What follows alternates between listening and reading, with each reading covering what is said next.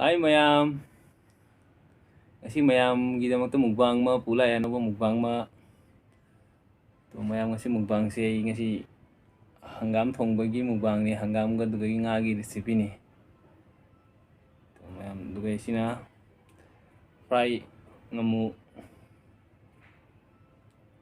to mayam ai ngasi gi item kari kari no mayam da kara share to jage mayam ai siga si lau jare tilau ga leire siga gajar leire dugai kopi ahing mo lau jare to mayam ai ngasi gi mukbang se di kare ai hangam gi recipe mukbang ni to mayam ngasi gi mukbang se nungai amadi please mayam na channel se bu share to biu like to biu dugai subscribe to biu channel se bu mayam na subscribe to mo tamda mayam ai gi channel or su jaha or su mayam ai gi bell icon do nambiu the next ta kare ai video lapoda notification phangbai to mayam ngasi mukbang se horage to mukbang yamna kare ai wang hang bose chama tamda wang wang se yamna nungaite mayam to mayam horage adudi to mayam siga hangam mana lawi ko handaki kare ai hangam chabani yam season lani na hangam gi do di chaba hore di ngasi di to mayam ai haujarage adudi makut ham labani already to haujage te hijang si loi haijalage adudi punna mukta dune nungai ni duga nga matum leira ni siga thamjarage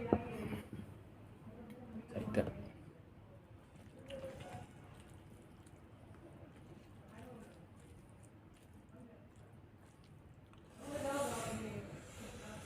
mayam adudi haujarage mayam gidamakta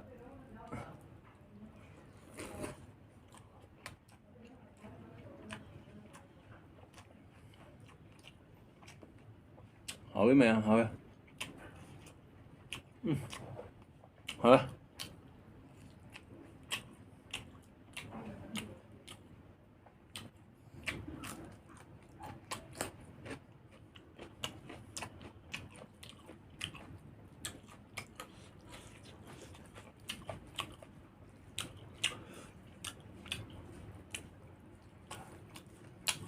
mayam ichena aigi iche ma aigi bios iche ma na hairame nang chabada aggressive oi dia to ngasi de khara yenge jabra ina mayam iche yam family iche do punchiro lai na iche ko bone mayam mai channel bu subscribe to bio ai mai gi ye gi channel description da happy ge iche yam bai yam support to yo hoi so to mi che do ngasi onda hairak poni na halai na mukbang to ma dam da hairai iche na nang gi kadai chabada khara aggressive oi ai to ai ngasi je yenge ge mayam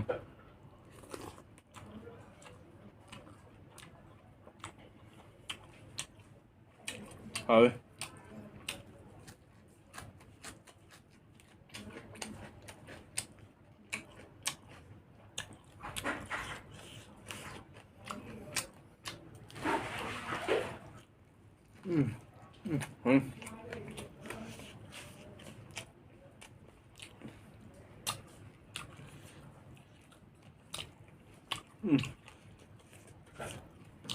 hawi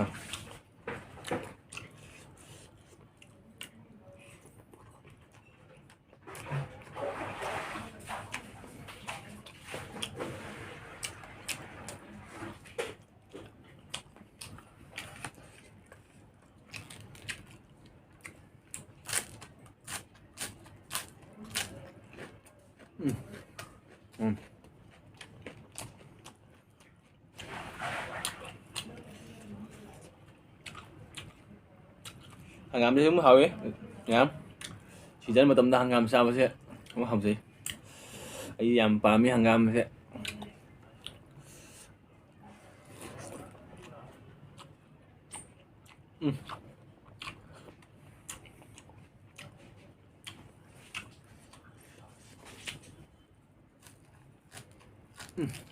đó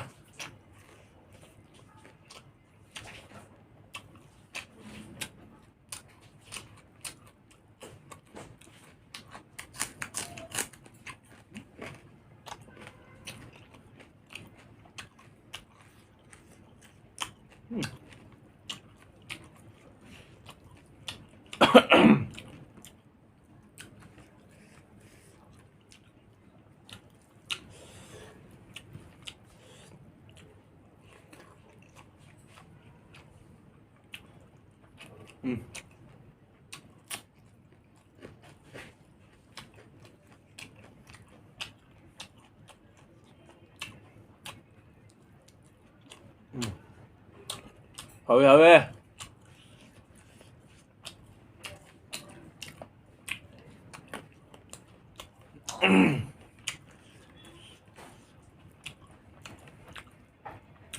ꯃꯊꯪꯗꯗꯤ ꯄꯣꯛꯀ ꯀꯔꯤ ꯍꯪꯒꯥꯝ ꯑꯣꯏꯅ mukbang ꯑꯃ ꯇꯧꯊꯔꯒꯦ ꯃꯌꯥꯝ.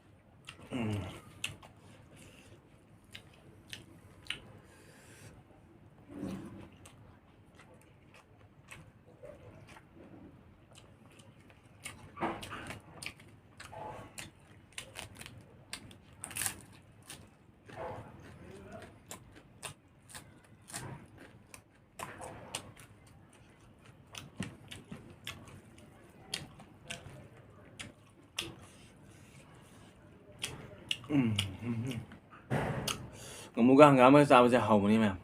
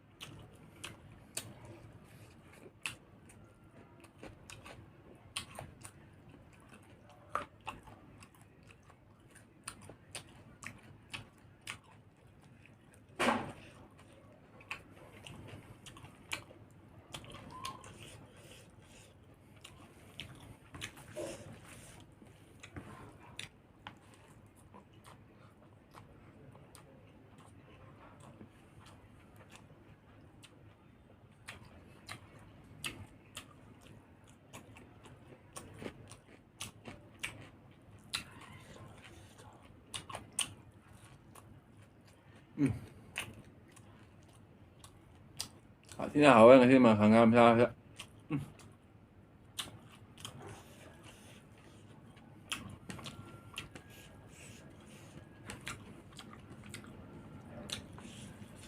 Mấy video quality sana nungaitama susah.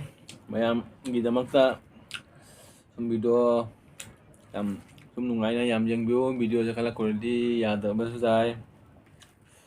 Adu mayam na channel mo subscribe support tawbedi mathangda phaba quality nam video namjabige.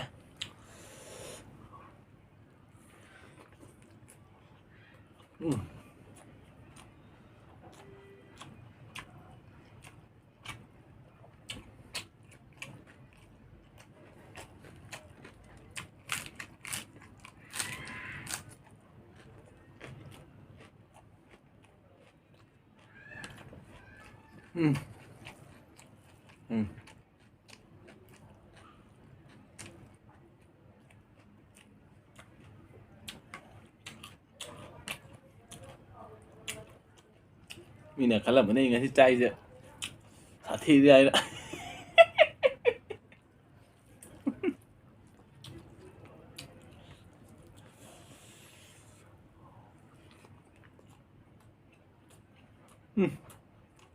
Oh.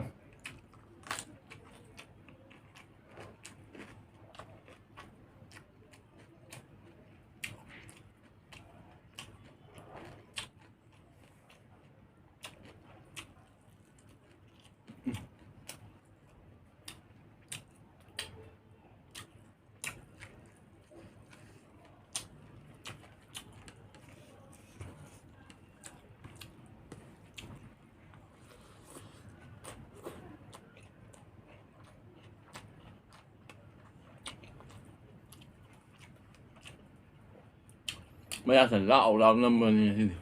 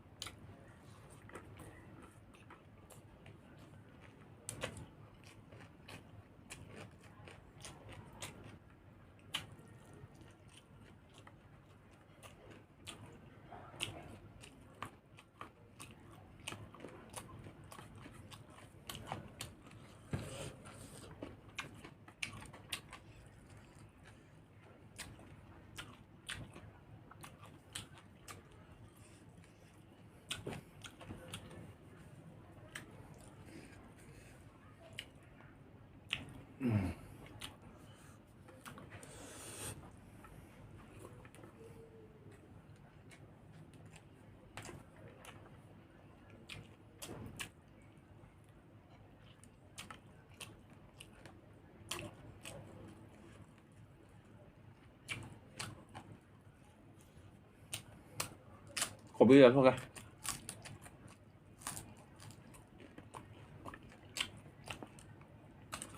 이런 거 고비가 꽃밭 잡으세요. 야, 파우니. 시가 어떠나 방바 카라와이 그냥 이런 거 또 오더래. 아, 이런 고비 찍자래 그냥.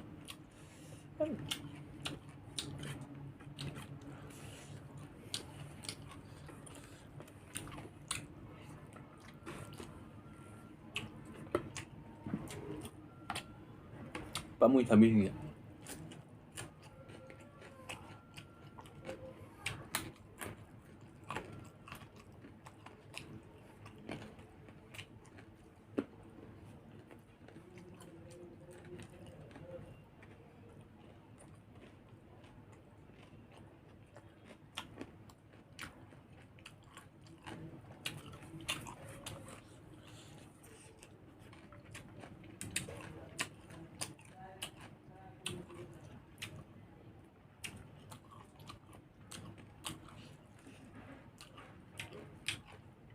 Thế bây giờ ra rồi em sẽ thầm giờ ra. Thầy mình xô đi. Tilo vậy mình tilo.